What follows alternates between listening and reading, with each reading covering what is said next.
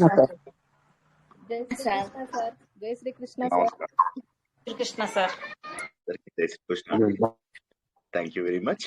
మనము ఇప్పుడు ఏం చేద్దామంటే క్విజ్ ఒకసారి ఎలా ఆర్గనైజ్ చేయాలో తెలుసుకుందాము. జస్ట్ ఒక 5 ప్రశ్నలు అలాగా చేసుకుని ఏం చేద్దాం, తర్వాత మీరు టీమ్స్ గా ఎట్లాగో డివైడ్ అయ్యారు కాబట్టి రేపటి నుంచి రోజుకు ఒక 4 ప్రశ్నలు 5 ప్రశ్నలు మీ టైం ని బట్టి మీరు శ్లోకాలు ఎలాగో పఠనం చేస్తున్నారు కదా, అందులో మీకు ఎంత టైం దొరుకుతుందో నాకు తెలియదు, దాన్ని బట్టి చక్కగా మనం 30 ప్రశ్నలు పంపించాం కదా, 30 ప్రశ్నలు కదా ఒకసారి చూస్తున్నాను, 30 క్వశ్చన్స్ పంపించాం సార్. నిన్న 4 గ్రూపులు చేశాను సార్, గంగా యమున కృష్ణ కావేరి 4 గ్రూపులు డివైడ్ చేశాను.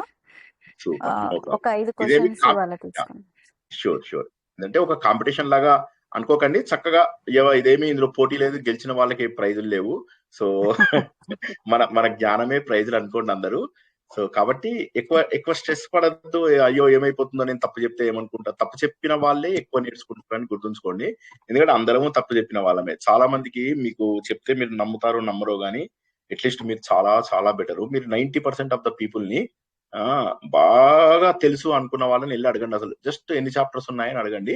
అది కూడా చెప్పలేని వాళ్ళు ఎంతో మంది ఉన్నారు అనమాట. కాబట్టి అస్సలు వర్రీ అవ్వద్దు. కనీసం భగవద్గీతలో చాప్టర్స్ ఎన్ని ఉన్నాయో తెలియని వాళ్ళే బోల్డ్ అంత మంది.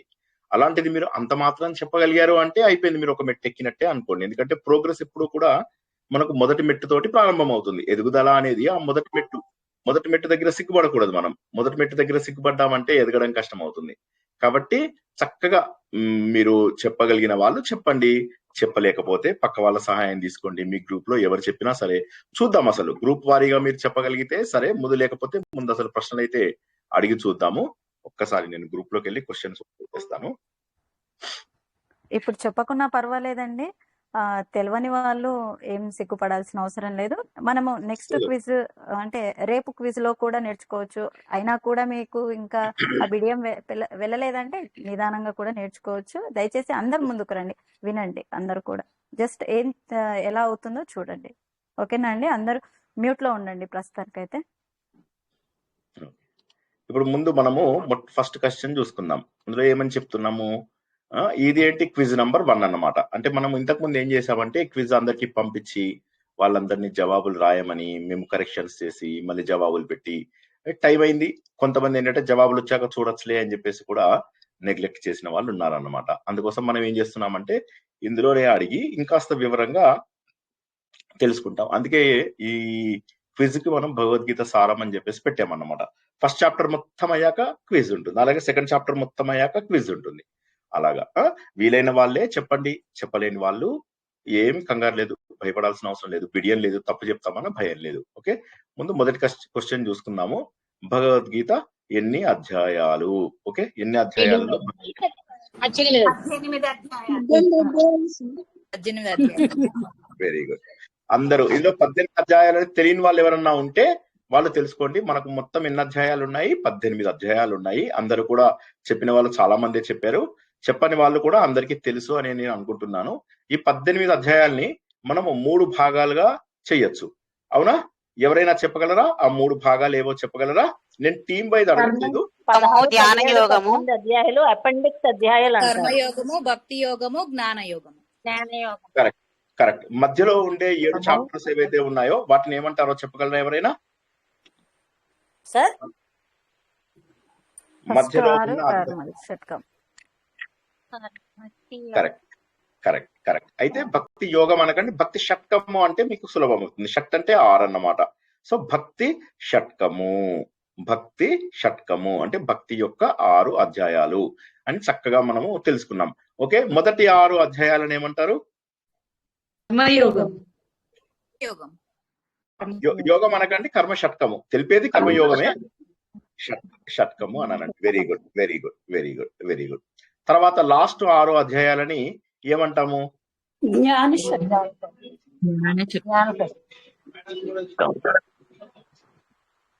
దీన్ని బట్టి ఏమర్థం చేసుకుందాము ఒకసారి మెల్లగా వినండి జాగ్రత్తగా. మనం ఏం చేస్తున్నాం ముందుగా, అసలు పోనీ నేను చెప్పను, మీరే చెప్పాలి. ఈ 3 ఇలా ఎందుకున్నాయి అంటే ముందు జ్ఞాన షట్కం వచ్చి తర్వాత భక్తి వచ్చి తర్వాత కర్మ రావడము, లేకపోతే జ్ఞానం చెప్పి తర్వాత భక్తి చెప్పి తర్వాత కర్మ రావడము, తర్వాత జ్ఞానము కర్మ భక్తి రావడము.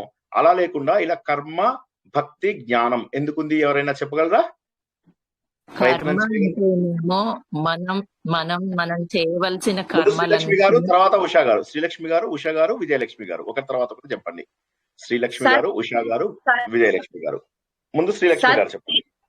సత్ చిత్ ఆనందం సార్. ఓకే, ఉషా గారు, విజయలక్ష్మి గారు చెప్పండి. కర్మ అంటేనేమో మనం చేయవలసినవన్నీ కూడా చేసిన తర్వాత భక్తి తర్వాత వస్తుంది అన్నట్టు. Very good. తర్వాత జ్ఞానం. అండి. కర్మ చేస్తేనా మనకి భక్తికి మార్గం వస్తుంది. ఓకే, ఇంకెవరైనా చెప్పగలరా? అందరూ ఇప్పటిదాకా చెప్పిన వాళ్ళు అందరూ కరెక్ట్ గా చెప్పారు. ఇంకా కూడా ఎవరైనా? ఆనందం మేడం, సారీ, సచ్చిత్ ఆనందం, మనం ఆనంద స్వరూపులు. అవును, ఆనంద స్వరూపులము. అంటే ఇక్కడ మనకు ఇలా 3 భాగాలుగా ఎందుకుంది? ముందు కర్మ, తర్వాత భక్తి, తర్వాత జ్ఞానము ఎందుకుంది అనే దానికి కొంతమంది ఏం జవాబు చెప్పారు ఏంటంటే, ముందు మనము కర్మ చేయాలి, తర్వాత అందులోంచి భక్తిలోకి వెళ్ళాలి, తర్వాత జ్ఞానము తెలుస్తుంది అని కొంతమంది చెప్పారు. కొంతమంది ఏమన్నారు, ఇది పురుషార్థాలు, మనం సాధించవలసిన పురుషార్థాల యొక్క పద్ధతిలో ఉంటుందని చెప్పారు. అంటే ఏంటి? ముందుగా మనం పని చేయాలి. పని చేయడం అంటే ఏంటి? కర్మ. మన డ్యూటీస్ మనం చేయాలి. పెళ్లి చేసుకున్నాం కదా, పిల్లల్ని వదిలేసి పారిపోతామా? భార్యను వదిలేసి పారిపోతామా? పారిపోవాలనిపిస్తుంది, అందరికీ పారిపోవాలనిపిస్తుంది. ముఖ్యంగా ఇల్లు మగవాళ్ళందరికీ అలా అనిపించుండొచ్చు. కాకపోతే అలా వదిలేసి వెళ్ళిపోలేం కదా. గురువు గారు అలా అన్నారు సార్. ఆడవాళ్ళకు కూడా అనిపిస్తుంది. అనిపిస్తుందా? ఓకే, పోన్లేండి. ఆడవాళ్ళు లేకపోతేనే అలా అనిపిస్తుంది గురువు గారు. ఆడవాళ్ళే ఇంటికి దీపం వెళ్ళాలన్నారు కదా. సో కాబట్టి ఏమైతుంది? కర్మ అనేది చేయక తప్పదన్నమాట. కర్మ అనేది చేయకుండా పారిపోదాం అనుకుంటే కుదరదు. మనం మొదటి అధ్యాయంలో చూసింది కూడా అదే అన్నమాట. ఏంటంటే అర్జునుడు నేను నా డ్యూటీ చేయను అని చెప్పేసి అన్నాడు. అంటే డ్యూటీ అంటే ఏంటి? బాధ్యత. చేయాల్సిన పని చేయడు, యుద్ధంలోకి వచ్చి యుద్ధం చేయకుండా ఉన్నాడు అన్నమాట. అది తప్పు. కాబట్టి మనము ముందు మన బాధ్యత చేయాలి. అంటే బాధ్యత ఎలా చేయాలి? ధర్మబద్ధంగా చేయాలి. అందుకే ధర్మక్షేత్రే అన్నారు. తర్వాత ఇందులో ధర్మం నేర్చుకుంటూ మనం కర్మబద్ధంగా, అంటే ధర్మము, అర్థము, కామము, చివరగా సాధించేది మోక్షము. మోక్షం సాధించేటప్పుడు ఎవరికి వారే. పెళ్లి లోపల మనం ఏమని చెప్తాము? మనము ధర్మేచ, అర్థేచ, కామేచ, నాతిచరామే అని చెప్తాము. కానీ మోక్షేచ, నాతిచరామే అని చెప్పము. ఎందుకంటే మోక్షం అనేది ఎవరికి వారే సాధించుకోవాలన్నమాట. కాబట్టి ఈ మొట్టమొదటి ప్రశ్నకు జవాబు ఏంటంటే, ముందుగా మనము కర్మ చేస్తూ చేస్తూ చేస్తూ మన బాధ్యతలన్నీ తీర్చుకోవాలి. తర్వాత భక్తి అనేటటువంటి ఆయుధం. భక్తి అనేది ఏంటంటే జ్ఞానాన్ని సాధించడానికి ఆయుధం. ప్లీజ్ ఒకసారి అందరూ జాగ్రత్తగా విని మళ్ళీ నేను అన్నదాన్ని రిపీట్ చేయండి. భక్తి అనేది ఒక వెపన్, భక్తి అనేది ఒక ఆయుధం. ఈ కర్మ లోపల మీకు మెడిటేషన్ ఒక చాప్టర్ వస్తుంది. ఆ మెడిటేషన్ చాప్టర్ పేరు ఎవరైనా చెప్పగలరా? 6వ చాప్టర్ అండి. 6వ చాప్టర్. అందులోపల మెడిటేషన్ అనేది కూడా ఒక ఆయుధం. అంటే ఇప్పుడు మీకు ఎన్ని ఆయుధాలు ఉన్నాయి? ఈ సాంఖ్య ఆత్మ సంయమన యోగం ఒకటి, ఆత్మ సంయమన యోగం ఈ చేతిలో పట్టుకున్నాం. ఈ చేతిలో ఇంకొక ఆయుధం దొరికింది. ఏంటది? భక్తి. సో మనకేంటంటే రెండు దారులు దొరికాయి అనమాట. 2 ఆయుధాలు పట్టుకున్నాం. 2 ఆయుధాలు పట్టుకుని ముందుకెళ్లి జ్ఞానాన్ని సంపాదించుకుంటాం. అంటే జీవితంలో మనకు కావాల్సింది ఏంటి? జ్ఞానము. అన్నిటికంటే కూడా గొప్పదేంటి? జ్ఞానము. ఈ జ్ఞానం సాధించడానికి ఒక చేతి లోపల మెడిటేషన్, ఒక చేతి లోపల భక్తి. భక్తితోటే మెడిటేషన్ ని మనము సాధించాలి. అంటే ముందు మన కర్మలు చక్కగా చేయాలి. నిష్కామ కర్మ, ఇష్టమున్నా లేకున్నా బాధ్యతని సక్రమంగా శ్రద్ధతో చేయాలి. కాబట్టి మీరు బాధ్యతలు వదిలేసి ఇంట్లోపల అందరినీ ప్రేమగా చూసుకోవాలి అది మానేసి చేయకండి. ముందు చక్కగా బాధ్యతలు కూడా నిర్వర్తించండి. కాకపోతే బాధ్యతలు ఒక లిమిట్ పెట్టుకోండి. అంటే ఏంటి? ఇప్పుడు నాది మనవళ్ళు, మునిమనవాళ్ళు, మనవరాళ్ళు, చుట్టుపక్కల కాలనీ వాళ్ళు ఏమనుకుంటారు, ఇవన్నీ మీ బాధ్యతలు కాదు. మీ బాధ్యతలు ఏంటంటే భగవంతుడు నియమించిన 5 ఏంటి? అందులో దేవతా కార్యాలు, పితృకార్యాలు, మళ్ళీ మానవ సేవ, జంతువులకి వాటికి వీటికి సేవ, తర్వాత భగవంతుడు ఇచ్చిన ఋషులు ఇచ్చిన పుస్తకాలు చదువుకోవడం. ఈ 5ంటిని ఏమంటారంటే కర్మలు అంటారు. ఇంకా మిగతావేవి కర్మలు కాదు. అంటే ఏంటి? మన దేవుడు మనం చేసేటటువంటి బాధ్యతలలో శాస్త్రం మనకి 5 ఖచ్చితంగా చేయమని చెప్పింది. అంటే భార్య లేదా భార్యతో పాటు భర్త, వీరిద్దరూ చెరి సగం. అంటే ఇద్దరు వేరు కాదు. మీ అందరికీ తెలిసినట్టుగా భార్య లేనిదే మనకు చాలా విషయాలలో పనులు చేయడానికి వీలుండదు. మగవాళ్ళు వారికి శారీరక శక్తి ఎక్కువ ఉంటుంది కాబట్టి యాగాలలో, యజ్ఞాలలో వాళ్ళు చేస్తూ భార్య అందిస్తున్న వాటన్నిటిని కూడా అగ్నిలోకి సమితలుగాను వాటిగాను వేస్తూ ఉంటారు. మీరు కావాలంటే చూడొచ్చు, ఎక్కడైనా సరే ఏ యాగం ఎక్కడ ఏది చూసినా ఇంట్లోపల నిత్య సంధ్యావందనం చేసుకునే వారికి కూడా మొగుడు సంధ్యావందనం చేసుకుంటున్నప్పుడు భార్య వచ్చి సామాన్లన్నీ అక్కడ సెట్ చేసి వెళ్తుంది. ఇద్దరికి సమానమైనటువంటి పుణ్యం వస్తుంది. ఈ ప్రశ్న సీతాదేవి అడుగుతుంది అనమాట వాళ్ళ నాన్నగారిని. నాన్న ఏంటి మరి మగవాళ్ళే ఇది ఎక్కువ చేస్తున్నారు అంటే, ఎందుకు ఆడవాళ్ళు కూడా చెయ్యొచ్చు, కాకపోతే శారీరక శ్రమ ఎక్కువ ఉన్నటువంటివి మగవాళ్ళు చెయ్యాలి అని చెప్పేసి. నిన్న రాత్రి ఒక చిన్న వీడియో చూశాను అనమాట. ఆ వీడియో లోపల కూతురుతోని తల్లి చెప్తూ ఉంటుంది, మనం కొద్దిగా వీక్ గా ఉన్నట్టుగా నటిస్తే అన్ని పనులు మగవాళ్లే చేస్తారు, వాళ్ళు గొప్ప అనుకుని ఫీల్ అయ్యి అన్ని పనులు చేస్తారు అని. అప్పుడు కూతురు ఒప్పుకోదనమాట. లేదు లేదు లేదు, మనం వీక్ ఏంటి, స్త్రీ జాతి పురుష జాతి సమానము, అలా ఎలా ఒప్పుకోము, మనం కంట్రోల్ చేయాలి ప్రపంచాన్ని అంటే, మగవాళ్ళు బలంతో కంట్రోల్ చేస్తున్నారు అంటే, లేదు లేదు మగవాళ్ళు కంట్రోల్ చేయడం లేదు ఈ ప్రపంచాన్ని అని చెప్తుంది. ఇంతలోకి ఆ తండ్రి వస్తాడు అనమాట. రాగానే ఈమెం చేస్తుంది, గట్టిగా ఉంటుంది ఒక దాని మూత. ఆయన అంటుంది, హనీ కొద్దిగా ఇది ఓపెన్ చేయవా అంటుంది. అనగానే వస్తాడు, చూసేసరికి వాడి చేతులు నొప్పులు పెడతాయి. పాప నానా తిప్పలు పడి దాన్ని గట్టిగా ఓపెన్ చేసి అక్కడ పెట్టేస్తాడు. పెట్టగానే అబ్బా ఎంత శక్తివంతమైన భర్త దొరికాడు నాకు అంటుంది. అనగానే ఇది నవ్వుతూ ఇలా చూస్తూ ఉంటుంది. అంతే కూతురు ఏం చేయాలో తెలియదు. ఇప్పుడు తల్లి చెప్పిన మాట నిజమా, తండ్రి చెప్పిన మాట నిజమా అని. భగవంతుడు సృష్టి ఎప్పుడు తప్పు ఉండదు. అంటే ఆడవాళ్ళు సున్నితంగాను మగవాడు సౌష్ఠవంగాను ఉండడానికి కారణం ఏంటి అంటే భగవంతుడు చేసింది. కాబట్టి కర్మలు కూడా అలా సమానంగా పంచుకుంటూ చేయాలి. అంతేగాని మగవాళ్ళు చేసే పని ఆడవాళ్ళు చేయాలని, ఆడవాళ్ళు చేసే పని మగవాళ్ళు చేయాలని కాదు. ఎవరికి నియమించినటువంటి పనులు వాళ్ళు చేయాలి, ధర్మబద్ధంగా చేయాలి. అదొకటి గుర్తుంచుకున్నట్లయితే ఎప్పుడు కూడా ఇంకా ఇది ఆడవాళ్ళ పన ఇది మగవాళ్ళ పన అని ఉండదు. శారీరక పనులకు మాత్రమే. మానసిక పనులు సరే ఎవరికి ఎంత ఓపిక ఉంటే అంత చేసుకోవచ్చు. కాబట్టి ముందు కర్మ, ఈ కర్మలోంచి జ్ఞానంలోకి వెళ్ళాలి. జ్ఞానం అంటే ఏంటి, నాకు భగవంతుడికి తేడా లేదు, నేను భగవంతుడి యొక్క అంశతో పుట్టినాను, నేను భగవంతుల్లో చేరుకోవాలి, అది అల్టిమేట్. అక్కడికి చేరుకుంటే ఇంకా మళ్ళీ మనకు జన్మ ఉండదు. ఆ స్థాయికి చేరుకునే లోపల మనం ఏం చేస్తామంటే, ఈ ఒక చేతి లోపలేమో ధ్యానము అంటే మెడిటేషన్, ఇంకో చేతి లోపల భక్తి, ఈ రెండింటిని పట్టుకుని అలా వెళ్తూ ఇన్ సెర్చ్ ఆఫ్ ట్రూత్ అంటే సత్యాన్ని తెలుసుకోవడానికి ముందుకెళ్తాము. కాబట్టి ముందుగా మనము కర్మ, తర్వాత జ్ఞానంలోకి వెళ్ళాలి. ఈ జ్ఞానంలోకి వెళ్ళడానికి మధ్యలో దొరికినటువంటి ఆయుధము మనకు భక్తి అన్నమాట. సో అందరూ చక్కగా చెప్పారు. కాస్త ఎక్స్ట్రా వివరణ ఇద్దామని నేను చెప్పాను అనమాట. ముందుగా ఉన్న 6 అధ్యాయాలని కర్మ షట్కం అంటారు, మధ్యలో ఉన్న వాటిని భక్తి షట్కం అంటారు, చివరిలో ఉన్న వాటిని జ్ఞాన షట్కము అని అంటారు. Very good. ఇప్పుడు రెండవ ప్రశ్న, మన అసలు స్వరూపం దుఃఖం, అంతే కదా? జవాబు చెప్పండి ఎవరన్నా. సార్ సంతోషం అండి, మన సంతోషం బయట నుంచి వస్తుంది, మనకు దుఃఖం బయట నుంచి ఉంది. ఆనంద స్వరూపమేనండి మంది, ఆనంద స్వరూపమే మంది అసలు. ఓకే, ఇప్పుడు ముగ్గురు నలుగురు జవాబు చెప్పారు. ఈ ముగ్గురు నలుగురు ఒక్కసారి మ్యూట్ లోకి వెళ్ళి వేరే వాళ్ళు, మీరు చెప్పినవన్నీ కరెక్టే, ఇంకెవరైనా జవాబు చెప్పండి. మీరు ముగ్గురు నలుగురు చెప్పింది కరెక్ట్ ఆన్సరు. ఇంకెవరైనా జవాబు చెప్పగలరా? భగవంతునికి వ్యతిరేకంగా ఉన్నవాడు దుఃఖంలో ఉంటాడండి ఎప్పుడైనా. అందుకని మనం చాడీలు గాని చెడు మాటలు గాని వినకుండా భగవంతుని దృష్టిలో ఉండాలి ఇప్పుడు. కరెక్ట్. ఇంకా ఎవరైనా చెప్పగలరా? అందరూ చాలా బాగా చెప్తున్నారు. అంటే విన్నారు అన్నమాట. నేనేంటంటే మీరంతా పడుకున్నారు అనుకున్నాను, కాకపోతే ప్రవచనం టైంలో చక్కగా విన్నారు. అది కాక మీకు మామూలుగా కూడా ఉన్న జ్ఞానం ద్వారా మీరు అందరూ కూడా చక్కగా చెప్తున్నారు. Correct answer. ఇంకెవరన్నా? దుఃఖం అనేది మంది కాదు, అది బయట నుండి వచ్చినటువంటిది. మనం ఆనంద స్వరూపులం అని చెప్పనేసి అన్నారు సార్. వెరీ గుడ్, చాలా చక్కగా చెప్పారు. ఇది సరైనటువంటి ఆన్సర్. హరే కృష్ణ సార్. మనకున్న కోరికలే అవి అదుపులో లేకనే దుఃఖం వస్తుంది. కరెక్ట్. అంటే మన స్వరూపం దుఃఖమా లేకపోతే బయట ఉందా దుఃఖము? కిరణ్మయి గారు. బయటే ఉంది దుఃఖం సార్, బయట. ఎవరన్నా వేరుగా చెప్పగలరా? దీనికి ఇంకా కాస్త వివరణ ఎవరన్నా ఇవ్వగలరా? సార్, మన ఆత్మ ఒరిజినల్ గా ఆనంద స్వరూపం సార్, అది సుఖ స్వరూపమే. ఎందుకంటే ఆత్మకి శరీరం లేదు, శరీరానికి భిన్నంగా ఉంటుంది కనుక దానికి ఏమీ అంటుకోదు. ఏదైనా మన శరీరం బట్టి మనం దుఃఖాన్ని తెచ్చుకోవడం, లేదంటే ఇతర బాధ్యతలను కానీ ఇవన్నీ తెచ్చుకుంటాము. ఆత్మ అనేది ఎప్పుడు ఒకేలాగా బిహేవ్ చేస్తుంది, ఎప్పుడు ఒకేలా ఉంటుంది, ఎప్పుడు శాంతి స్వరూపమే ఆనంద స్వరూపంలోనే ఉంటుంది. దానికి జనమరణం ఏమీ ఉండదు. సో దానికి కష్టం, నష్టం, దుఃఖం, సుఖం అన్నది ఆత్మకి అయితే ఉండదు, మన శరీరానికి మాత్రమే ఉంటుంది. వెరీ గుడ్, చాలా చక్కగా చెప్పారు అందరూ కూడా. అందరూ జై శ్రీకృష్ణ. ఇంకెవరైనా చెప్తారా? ఎవరు? నేను నాది వదిలేస్తే అంతా సుఖం. Very good. దేవకి దేవి గారు.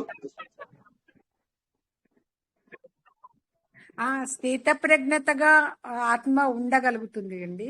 శరీరం అంటే మానసికంగా కూడా మనం ఆ విధంగా ఉండలేకపోతాం, తొందరగా టెంప్ట్ అయిపోతుంటాం కదండి.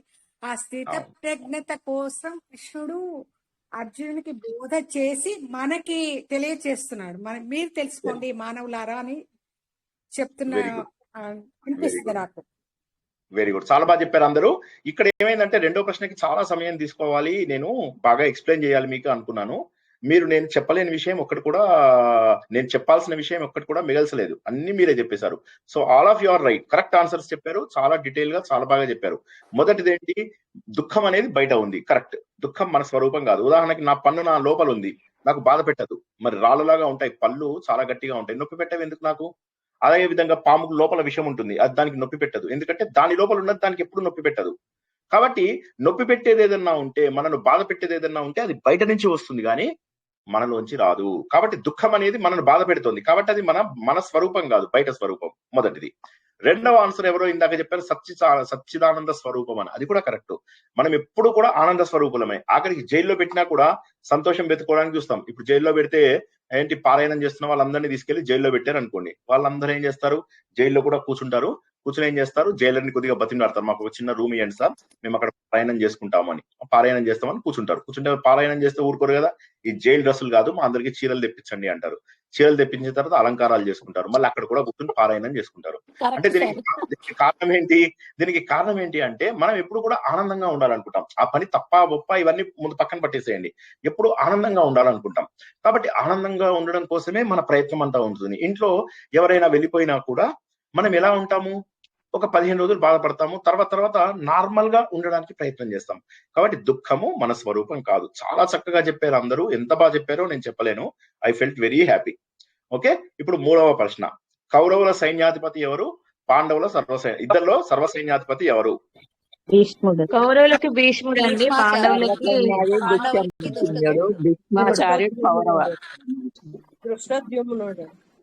ఓకే ఓకే, అందరూ బాగా చెప్పారు. ఇప్పుడు ఒక్కసారి మీరు గంగా గోదావరి ఏవో పేర్లు పెట్టారు కదా, ఫస్ట్ గ్రూప్ పేరేంటి సంగీత గారు? ఫస్ట్ గ్రూప్ పేరేంటి? గంగా సార్. గంగా గ్రూప్ లోంచి ఎవరైనా దుష్టద్యుమ్నుడు ఎవరు చెప్పగలరు? గంగా గ్రూప్ లోంచి మాత్రమే చెప్పండి, మిగతా వాళ్ళు చెప్పకుండా. గంగా గ్రూప్ లోంచి ఎవరైనా ఒక్కటి చెప్తే చాలు. పాండవుల సేనాధిపతి సార్, పాండవుల సేనాధిపతి దుష్టద్యుమ్నుడు. అవును, ద్రుపదుడి కుమారుడు అండి దుష్టద్యుమ్నుడు. ద్రుపదుడి కుమారుడు. ఇంకా ద్రౌపది వాళ్ళ అన్నయ్య. ద్రౌపది వాళ్ళ అన్నయ్య దుష్టద్యుమ్నుడు. పాండవుల సైన్యాధికారి సార్. అవును, కరెక్ట్. సర్వ సైన్యాధిపతి అండ్ ద్రుపదుడి యొక్క కుమారుడు, ద్రుపదుడి యొక్క కుమారుడు. తర్వాత ఇంకోటి ఏంటి, ద్రౌపది యొక్క అన్నగారు. ఈయనది ఇంకొక పర్పస్ కూడా ఉంది, ఆయన జన్మకు ఇంకొక పర్పస్ కూడా ఉంది. ఒక్క నిమిషం, మీరు చెప్పకండి. నెక్స్ట్ టీం ఏంటి, యమునానా? యమునా టీమ్ లో ఉన్న వాళ్ళు మీరు చెప్పకండి, గంగా టీమ్ లో ఉన్న వాళ్ళు కాకుండా యమునా టీమ్ లో ఉన్న వాళ్ళు ఎవరైనా చెప్పండి. ఏంటంటే ఆయన బర్త్ కు ఒక పర్పస్ ఉంది, అంటే జన్మకు ఒక రహస్యం ఉంది. చెప్పండి మేడం. అది ద్రోణాచార్యుడికి తర్వాత మన ఆ ద్రుపద మహారాజుకి ఇద్దరు స్నేహితులు ఒక యజ్ఞం సంబంధంలో ఎందులోనో వాళ్ళకి మనస్పర్ధ వస్తుంది. యజ్ఞం చేసి ద్రుపదుడేమోని నాకు చాలా బలంగా ఉన్న కుమారుడు కావాలని అనుకుంటాడు. ఆయనకి పుట్టిన అతను దుష్టద్యుమ్నుడు. అతనిని కారణంగా చేసి ఈ యుద్ధంలోని మన ద్రోణాచార్యకి ఎదురుగుండా పెడతారనమాట. అంటే అతనితో పగ తీర్చుకోవడానికని చెప్పేసి ఆ ప్లాట్ జరుగుతుందండి. అంటే ఇంతకన్నా చెప్పడం నాకు రాలేదు. అదే కరెక్ట్, లేదు బాగా చెప్పారు. ద్రుపదుడు ఏం చేస్తాడంటే, ద్రోణాచార్యుడు తనకు అవమానం చేశాడు కాబట్టి నేనేంటంటే అవమానానికి ప్రతీకారం తీర్చుకోవాలి, కాబట్టి ఆ ప్రతీకారం తన కుమారుడు ద్వారా చెప్తాను అనమాట. తన కుమారుడు అయినటువంటి దుష్టజుమ్నుడు ద్వారా, అతను దుష్టజుమ్నుడు కారణ జన్ముడు. ఓకే, భీష్ముడు. ఇప్పుడు నెక్స్ట్ ఇంకొక టీం ఏంటి, Godavari సరస్వత, Ganga Yamuna Saraswati. Saraswati team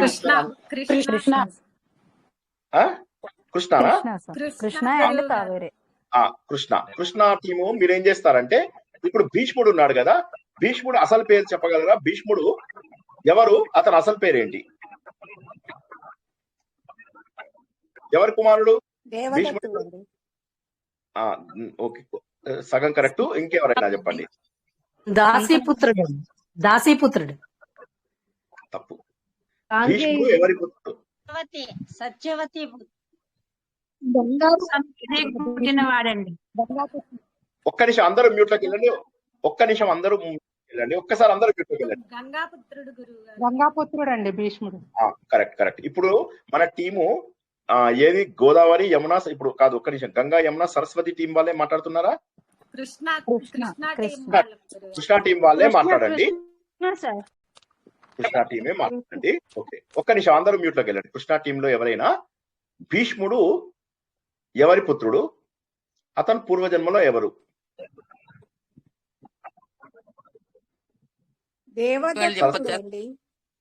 దేవవ్రతుడు. Okay, Devvrat. Okay, అతను ఎవరి పుత్రుడు?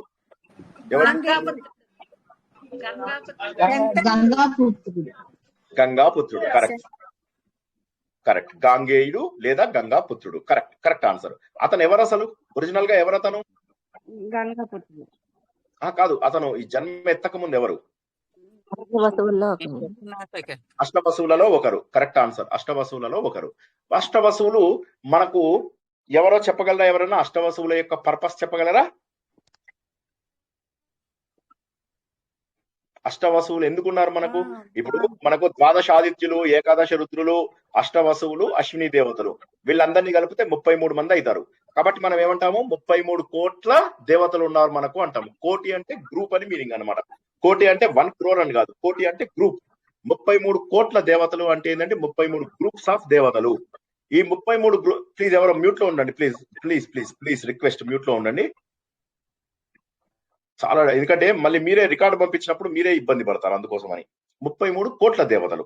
ఈ 33 కోట్ల దేవతల లోపల ఇక్కడ మనం చెప్తున్నది అష్టవసువులు అని చెప్పేసి చెప్పాము, అవునా? ఎవరు వాళ్ళు? అష్టవసువులు ఎవరు? గంగా ఇప్పుడు నెక్స్ట్ టీం ఏంటి? కృష్ణా తర్వాత ఏముంది? కావేరీనా? కావేరీ టీం చెప్పండి. కావేరీ వాళ్ళు చెప్పండి. వసువులు ఎందుకు మనకు అవసరము? మన జీవితంలో వసువులు చేసేటటువంటి పర్పస్ ఏంటి? వాళ్ళ పర్పస్ ఏంటి? వసువుల యొక్క ధర్మం ఏంటి? మనకు ఐశ్వర్యాలు ఇచ్చేదంతా కూడా వసువులే అన్నమాట. ఓకే, సో ఆ వసువుల లోపల ప్రభాస్ అనే పేరున్నటువంటి ఎవరైతే ఉంటారో, ప్రభాసుడు అనేటటువంటి పేరున్నటువంటి అతను శాపవశాత్తు ఈ జన్మ లోపల గాంగేయుడుగా జన్మించాడు. Very good. ఇప్పుడు నెక్స్ట్ ప్రశ్న, ఈ లాస్ట్, ఇది ఇవాళకి ఇది లాస్ట్ ప్రశ్న. సరేనా? ఇలా మీరు ప్రాక్టీస్ చేసుకోండి. రోజు నేను రాను, మీరు ఇలా చక్కగా ప్రాక్టీస్ చేసుకొని టీమ్స్, ఇందులోపల మీకు మార్కులు అట్లా ఏమి లేదు, కావాలంటే వేసుకోండి, తప్పేమీ లేదు. రోజుకు ఒక 4 ప్రశ్నలు చక్కగా ఇలా వివరంగా మీలో మీరు మాట్లాడుకోండి. మీరే మాట్లాడుకోండి. చక్కగా మాట్లాడుకుంటే తెలుసుకున్న నాలెడ్జ్ చాలా గట్టిగా ఉంటుంది. అందులో మీకు ఏమి కొట్లాట లేదు, పోటీ లేదు, నేర్చుకోకపోతే ఏమన్నా అంటారని లేదు. వేరే వాళ్ళు చెప్పినవి వినండి. కనీసం ఓపిక లేదు, టైం లేదనే వాళ్ళు వేరే వాళ్ళు చెప్పినవి చక్కగా వినండి. ఓకేనా? సరే, ఇప్పుడు మనము 4వ ప్రశ్న తెలుసుకుందాం. 4వ ప్రశ్న ఏంటి? యుయుధానుడు ఎవరు? అతని గురువు పేరు ఏంటి? ఇప్పుడు మనకు లాస్ట్ టీం వాళ్ళు ఎవరు? కావేరీ టీం వాళ్ళు చెప్పండి. కావేరీ టీం ఎవరైనా సరే, కావేరీ టీంలో ఎవరైనా సరే చెప్పండి.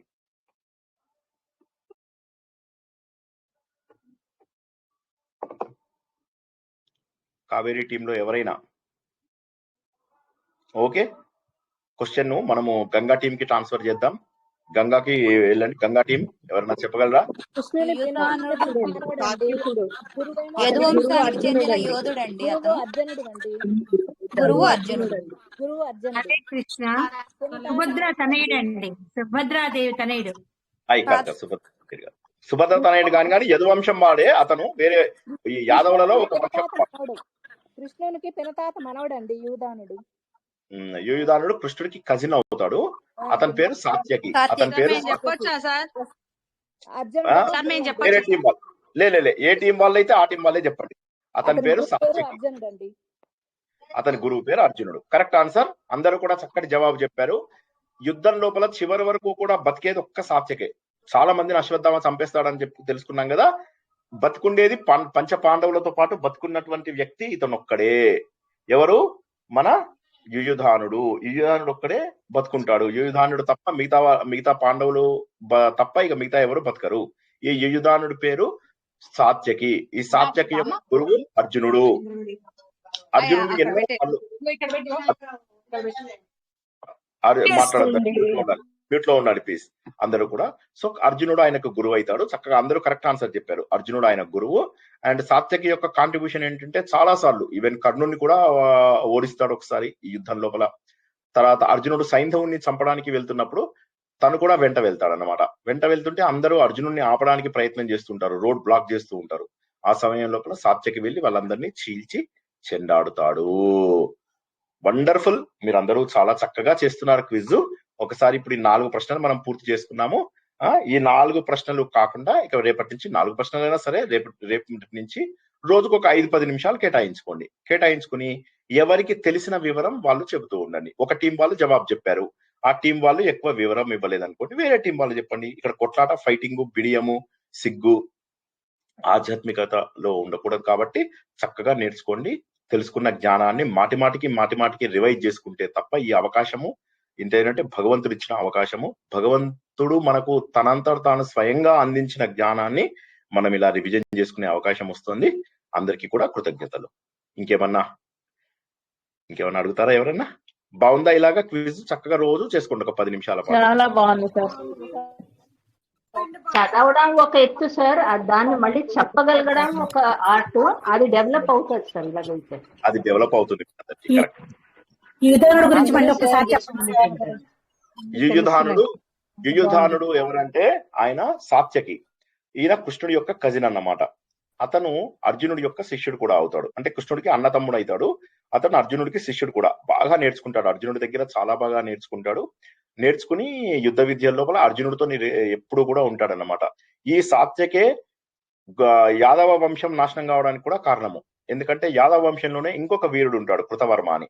ఆ కృతవర్మ అని ఆయన ఏం చేస్తాడంటే ఈ అశ్వత్థామతోని కృపాచార్యుడితో కలిసి వాళ్ళు ముగ్గురు కలిసి పాండవుల సైన్యాన్ని మొత్తాన్ని చంపేస్తారు అనమాట. అర్ధరాత్రి పడుకున్నప్పుడు వెళ్ళేసి చంపేస్తారు. ఈ కృతవర్మ అనే అతన్ని ఏం చేస్తాడు శ్రీకృష్ణుడు, తన దగ్గర ఉన్న కృతవర్మని దుర్యోధనుడు వచ్చి నాకు లోన్ గా ఎవరన్నా కావాలంటాడు. కృష్ణుడు అంటాడు అయితే నేను వస్తాను, నేను ఆయుధం పట్టను, కానీ నా దగ్గర నుంచి ఎవరన్నా నీకు లోన్ లో ఇస్తానంటే సరే ఎవరిని ఇస్తావంటే నా అంత సమర్థులను ఇస్తాను అని చెప్పి కృతవర్మని ఇస్తాడు. కృతవర్మ చాలా స్ట్రాంగెస్ట్ పర్సనాలిటీ అన్నమాట. యాదవులలో చక్కటి వంశానికి చెందినవాడు. అతను వెళ్ళి కౌరవుల వైపు పోరాడతాడు. ఎందుకంటే కృష్ణుడు చెప్పాడు నువ్వు వెళ్ళి వాళ్ళ వైపు పోరాడు అంటాడు అనమాట. అప్పుడు కృతవర్మ అటు వెళ్ళి పోరాడతాడు.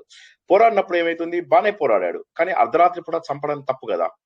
సరే మొత్తం మీద యుద్ధం అయిపోతుంది. మళ్ళీ అతను వచ్చేస్తాడు, వాపసు శ్రీకృష్ణుడి సైన్యంలో కలిసిపోతాడు. చాలా అందరూ యాదవులందరూ ఆనందంగా ఉంటారు అనమాట. ఓ రోజు బాగా చిత్తుగా తాగేస్తారు. ఓ రోజు రాత్రి అందరూ కూర్చొని చిత్తుగా తాగుతారు. తాగగానే సాత్యకి సడన్ గా జ్ఞాపకం వస్తుంది. సాత్యకేమో అర్జునుడి శిష్యుడు, అందరిని చంపేశాడు ఆయన, ఎవరు కృతవర్మ సైడు. చంపగానే ఆయన కోపం వస్తుంది, జ్ఞాపకం వస్తుంది, అరే నిన్ను లోన్ లో పంపించాం అక్కడికి ధర్మబద్ధంగా చేస్తావని చెప్పి, కానీ నువ్వు అక్కడికి వెళ్ళి అధర్మ యుద్ధం లోపల పాల్గొన్నావు, కాబట్టి నిన్ను చంపితే తప్ప వేరే ఇది ఉండదు అంటాడు. వాడికి వీడికి ఇద్దరికి మాట పెరుగుతుంది. పెరగగానే సాత్యకి కోపం వచ్చి కత్తి తీసి తలకాయ నరికేస్తాడు కృతవర్మని. నరికేగానే కృతవర్మ గ్యాంగ్ ఉంటారు కదా, వాళ్ళందరూ వచ్చేసి కొట్టి ఇతన్ని చంపేస్తారు సాత్యకిని. మిగతా యాదవ వీళ్ళందరూ కొట్టుకుని మొత్తం అందరూ అదే రోజు చచ్చిపోతారు. కొన్ని గంటల వ్యవధి లోపల మొత్తం అందరూ కూడా ఆ తాగిన మత్తులో ఏం జరిగిందో తెలియకుండా ఆవేశాలకు ఆగ్రహాలకు గురై మొత్తం యాదవులందరూ చనిపోతారు అనమాట. కృష్ణుడి వంశం లోపల ఎవ్వరు మిగిలరు, ఆడవాళ్ళు పిల్లలు మాత్రమే మిగులుతారు అనమాట. అంతకు ముందే శ్రీకృష్ణుడు అర్జునుడికి చెప్పుంటాడు అనమాట, ఒకసారి నువ్వు వారం రోజుల తర్వాత రా అని చెప్పేసి అంటాడు. అర్జునుడు చూసేసరికి అందరూ పడిపోయి ఉంటారు. కృష్ణుడు కూడా దాదాపుగా ఇంకా చివరి నిమిషంలో ఉంటాడన్నమాట. అప్పుడు ఏడ్చేస్తారనమాట కరుణతోటి, ఏంటి బావా ఇలా అయిపోయావు అంటే, ఏం లేదు అవతారం సాధించే సమయం వచ్చింది, నువ్వు ఆడవాళ్ళని పిల్లల్ని బంగారాన్ని నగల్ని వీటన్నిటిని తీసుకెళ్ళు, నా ముని మన్మడు ఎవరైతే ఉన్నాడో వజ్రుడు అని అతన్ని తీసుకెళ్ళిపో, ద్వారకా నగరం మునిగిపోతుంది, తీసుకెళ్ళిపోయి నాది ఇంకొక నగరం ఉంది మధురా నగర్ అని, ఆ మధురా నగరానికి తీసుకెళ్ళి అక్కడ రాజుని చెయ్యి అని చెప్పేసి చెప్తాడనమాట. చెప్పగానే ఆడవాళ్ళని పిల్లల్ని అందరినీ రెడీ చేస్తాడు అర్జునుడు. వచ్చి చూసేసరికి శ్రీకృష్ణుడు ఈ శరీరం అక్కడ పడిపోయి ఉంటుంది అనమాట. తట్టుకోలేకుండా ఏడుస్తూ ఉంటాడు. ఆ శ్రీకృష్ణుడి శరీరమే కొట్టుకుంటూ మన పూరి జగన్నాథ్ దగ్గరికి వచ్చింది అంటారు. అంటే ఇటువైపు సముద్రం నుంచి, పశ్చిమ సముద్రం నుంచి తూర్పు సముద్రంలోకి వచ్చింది అని చెప్పేసి చెప్తారనమాట. అందుకోసమే ఇప్పటికీ కూడా అలా వచ్చి కొట్టుకుని వచ్చినటువంటి ఒక పర్టికులర్ దీన్ని మాత్రమే ఆ చెక్కని మాత్రమే ప్రతి సంవత్సరము వాళ్ళు భగవంతుడుగా చెక్కుతారనమాట పూరి లోపల. సో అది అప్పుడు అర్జునుడు వీళ్ళందరినీ తీసుకెళ్లి అర్జునుడి యొక్క మునిమన్మడైనటువంటి వజ్రుడిని మధురా నగర్కి రాజుగా చేస్తాడు. అప్పుడు ఈయన ఏం చేస్తాడు, వజ్రుడు చాలా రోజుల పాటు పరిపాలించిన తర్వాత నా వంశం యొక్క చరిత్ర అంతా నిలబెట్టాలి అని చెప్పి మళ్ళీ ద్వారక దగ్గరికి వస్తారు. అప్పటికి ద్వారక మొత్తం నీళ్ళలో మునిగిపోయింది కదా. ఆ ఒడ్డు మీద ఒక దేవాలయాన్ని కట్టిస్తాడనమాట. ఆ దేవాలయం పేరే ద్వారకాధీశ దేవాలయం. ఆ ద్వారకాధీశ దేవాలయాన్ని 72 పిల్లర్స్ తోటి కట్టిస్తాడు. వెళ్ళిన వాళ్ళు చూసే ఉంటారు. ఊరికే నాకు ఎక్స్ట్రా చెప్పడం అలవాటు కాబట్టి కొద్దిగా ఎక్స్ట్రా చెప్పాను అనమాట. మీరు అడిగిన ప్రశ్నకు ఇంత పెద్ద సమాధానం అవసరం లేదు. యుయుధానుడు కృతవర్మని చంపేయడం వల్ల వాళ్ళ వంశం క్లోజ్ అయింది అని చెప్పడానికి ఇదంతా కూడా చెప్పాను అనమాట. అర్థమైందా? Thank you sir. జై సముద్రం శ్రీకృష్ణ. నుండి తూర్పు సముద్రం వైపు అన్నారు, ఇది ఒక్కసారి చెప్పారా? తూర్పు సముద్రం అంటే బంగాళాఖాతాన్ని తూర్పు సముద్రం అంటారు. పశ్చిమ సముద్రము అంటేనేమో ఇప్పుడు మనం అరేబియా అని ఏదైతే చెప్పుకుంటున్నామో అరేబియా సముద్రాన్ని పశ్చిమ సముద్రము అంటారు. ద్వారకా ఏమో పశ్చిమ సముద్రం దగ్గర ఉంది, పూరి ఏమో తూర్పు సముద్రం దగ్గర ఉంది. సో శ్రీకృష్ణుడి ప్రపంచంలో ఉన్న నీళ్ళన్నీ కూడా ఒకటే. ఈ విషయం మనకు ఇంతకు ముందు కూడా చెప్పుకున్నాము. ఆయన శరీరం అక్కడికి వచ్చింది అని చెప్పేసి ఒక మాట అంటారు అనమాట. అంటే పురాణాలలో ఎక్కడ దాని గురించి చెప్పకపోయినా పూరి మహాత్యం గురించి చెప్పినటువంటి స్కాంద పురాణంలో ఈ విషయం ఉందన్నమాట. ఆయన శరీరమే ఇక్కడికి సముద్రంలో కొట్టుకొచ్చింది, దాన్ని ఒక కర్ర రూపం లోపల తయారైంది. దీన్ని పెట్రిఫైడ్ అంటారు. పెట్రిఫైడ్ మనకు మీరు వినుంటే మీకు తెలుస్తుంది. రాళ్ళు, రప్పలు ఇవన్నీ కూడా తయారైపోతాయి ఒక శరీరంలోంచి. రాళ్ళు, రప్పలు, చెక్కలు ఇవన్నీ అన్నిటిలో ఉన్నది ఒకే తత్వం, భూతత్వమే. సో అలా చెక్క తత్వం లోపల కన్వర్ట్ అయిపోతుంది ఆయన శరీరం. కన్వర్ట్ అవ్వగానే అప్పుడు దాన్ని చెక్కి మన ఈ సుభద్ర, బలభద్రుడు, తర్వాత మన శ్రీకృష్ణుడు వీళ్ళ ముగ్గురు విగ్రహాలని తయారు చేసి పూరి లోపల పెడతారు. ఇప్పటికీ కూడా పూరి లోపల ప్రత్యేక విగ్రహాలు ఉండవు. ప్రతి సంవత్సరానికి ఒకసారి వాళ్ళు ఐడెంటిఫై చేసిన చెట్టు, ఆ చెట్టుని మాత్రమే చెక్కి మళ్ళీ భగవంతుడుగా ప్రతి సంవత్సరము ప్రతిష్ఠిస్తారు అన్నమాట. జై శ్రీకృష్ణ. అందరికీ కూడా కృతజ్ఞతలు. ముఖ్యంగా సంగీత మేడం కి కృతజ్ఞతలు. అందరినీ కూడా ఫోకస్డ్ గా తీసుకెళ్తున్నారు. నా వెంటపడి క్విజ్ పంపించండి తప్పకుండా ఇది అని ఆవిడ మళ్ళీ క్విజ్ అన్నిటికీ ఆవిడ జవాబులు చెప్పి మళ్ళీ ఆవిడ అన్నారు ఇదంతా నేను నేర్పిస్తాను, వీళ్ళందరికీ చక్కగా శ్రద్ధగా నేర్పిస్తాను సార్. సారం తెలుసుకోవడం ఇంపార్టెంట్, సారం తెలుసుకోకుండా చదివి లాభం ఏంటి అని ఎంతో శ్రద్ధ చూపిస్తున్నారు. సో ఆవిడకి ప్రత్యేక కృతజ్ఞతలు మీ అందరి తరఫున. అందరూ కూడా చక్కగా నేర్చుకోండి. ఓకే, మంచిగా మనస్ఫూర్తిగా హోల్ హార్టెడ్ గా నేర్చుకోండి.